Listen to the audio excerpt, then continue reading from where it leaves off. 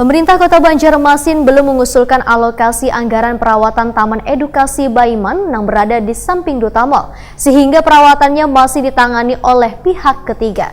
Pengusulan anggaran perawatan maupun pengelolaan taman tersebut kada bisa dilakukan sebelum adanya serah terima dari pihak ketiga ke Pemko Banjarmasin.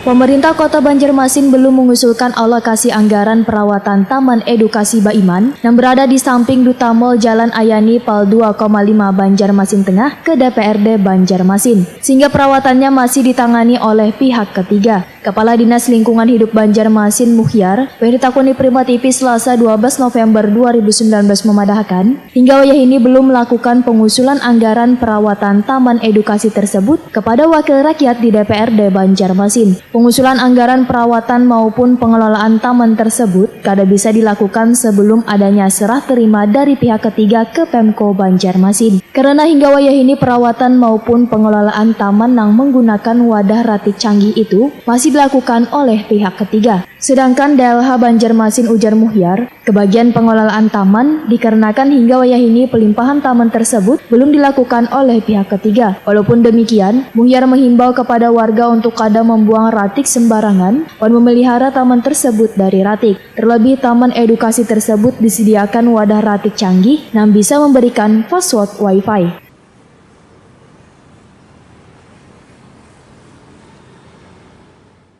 Belum ada pelimpahan kepada kami dan kami belum ada menganggarkan untuk pemeliharaannya. Perserahkan aja ke kami belum, masa kami menganggarkan pemeliharaannya, itu salahnya nanti.